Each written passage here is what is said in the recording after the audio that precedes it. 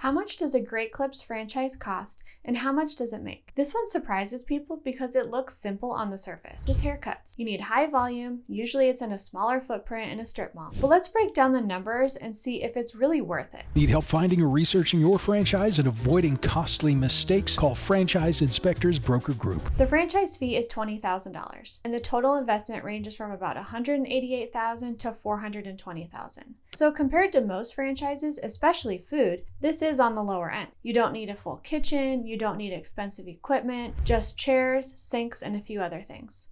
But that doesn't mean it's cheap to operate. You're going to be paying a 6% royalty plus 5% into the ad fund. So right off the top, that's 11% of your revenue. And then there are the long-term costs that people don't always think about. Now, according to their item 6, every 7 to 10 years, you will likely need a remodel, and that can run you anywhere from $20,000 to $80,000. Plus the ongoing maintenance, things like flooring, paint, fixtures, equipment. So this is not a set it and forget it type of business, because if corporate says you need to do upkeep or even do a remodel, that's a requirement. Also, this is not something that happens overnight. From signing to opening, you're typically looking at anywhere from 6 to 24 months. So no one should be quitting their day job at signing. It's going to take a while to find a location and open your doors. And this business needs a good manager. You're not the one cutting hair. Instead, you're going to be hiring and firing stylists, managing schedules, and managing costs. Now let's talk about what these locations actually make. The average unit does about $410,000 a year in total sales. The lowest is at $28,000 and the highest at just over $1 million.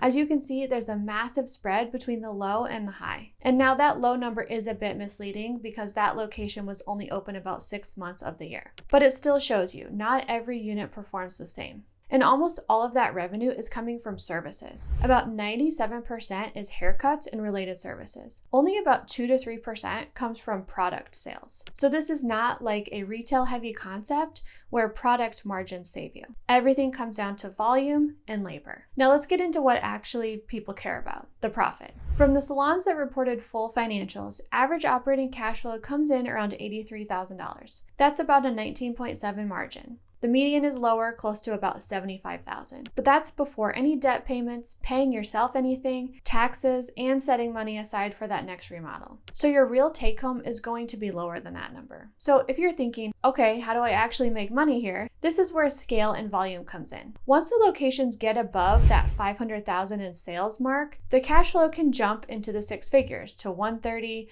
to $180,000. And that's where it starts to look a little bit more attractive. But not every location gets there, and a large percent of them don't. Great Clips has a lot of locations, over 4,400 units to be exact, and they tend to be clustered. Your protected territory is only about 3/4 of a mile. And just to give you a real world example, where I live in Nebraska, there are more than 15 Great Clips locations nearby. For me, that's all within a 30-minute drive from my house. In some cases, it's less than a 5-minute drive from one location to the next. At a certain point, you have to ask how much room is really left for each location to grow. So depending on your market, you might not be the only one pulling from that same customer base. Not to mention the other competitors in this space, like Sports Clips, which also has 12 locations in my same area. And that can make it harder to push into those higher revenue ranges. So the real question is not, is Great Clips a good brand? It's, is there enough demand in your specific area for you to get the volume needed to make the numbers work? Because in this model, you're not buying a haircut brand. You're buying a high volume, labor-driven business where small changes in traffic or wages